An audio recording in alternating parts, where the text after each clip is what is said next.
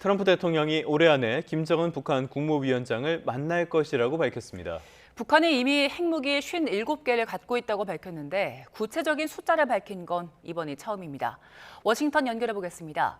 홍창희 특파원, 트럼프 대통령이 연내 북미 정상회담 가능성을 직접 밝혔네요.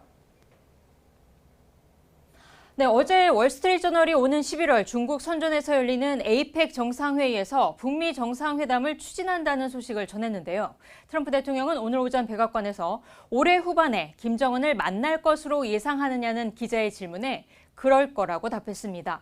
김정은 위원장과 서신을 주고받고 있느냐는 질문에는 그건 말할 수 없지만 김 위원장과 잘 지내고 있고 그건 좋은 일이라고 말했습니다.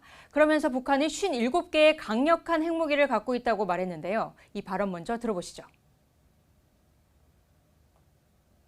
He has 57 very powerful nuclear weapons. Should have never allowed it to happen. They should have never allowed it. If I were president, I wouldn't have allowed it. But he's got them. 트럼프 대통령이 북한의 핵무기 보유량에 대해 구체적인 수치를 제시한 건 이번이 처음입니다. 또 이란은 핵무기를 가질 수 없지만 김정은은 괜찮을 거라는 말도 했습니다. 이 발언도 들어보시겠습니다. You can't let Iran have a nuclear weapon. And I know Kim Jong-un very well, and he's going to be fine. As long as we have a smart president, he's going to be fine. 워싱턴 포스트는 트럼프 대통령의 발언이 김 위원장을 관리할 수 있다는 취지로 읽힌다고 분석했습니다. 네, 트럼프 대통령이 북미 정상회담 목표에 대해서는 분명한 대답을 하지 않았다고요.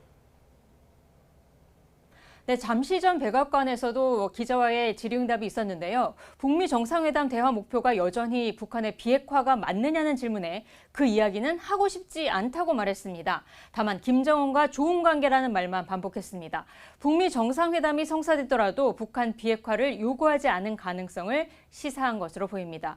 빅터 차 미 전략국제문제연구소 한국석좌는 이란은 핵 프로그램 초기 단계로 선제 공격이 가능했지만 이 북한은 이미 핵무기를 보유하고 있기 때문에 비핵화에 대한 트럼프 대통령의 접근이 다를 수밖에 없다고 지적했습니다. 북한에 대해서는 완전하고 검증 가능한 비핵화를 적용할 수 없다면서 이 트럼프 대통령이 북한을 관리하는 실용주의적인 접근을 하고 있다고 평가했습니다. 트럼프 대통령은 지난해 1월 취임 이후 북한에 대해 핵 보유국이라고 반복적으로 지칭하기도 했는데요. 당시 발언 들어보시겠습니다. So I have a great relationship with Kim Jong-un, and we'll see what happens, but certainly he's a nuclear power.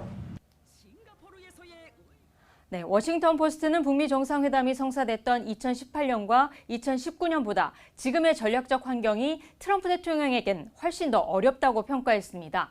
미 당국자들과 전문가들은 북한이 핵탄두 약 60개를 보유하고 있는 것으로 추정하고 있고 최소 30개의 핵무기를 추가로 제조할 수 있다고 평가하고 있다면서 북한의 핵 능력이 상당히 커졌다고 강조했습니다.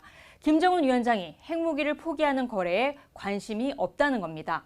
또 우크라이나 전쟁에 병력을 파견해 러시아를 지원했고 시진핑 국가주석이 평양을 국빈 방문하면서 이 북로 관계도 훨씬 더 강화됐다고 짚었습니다.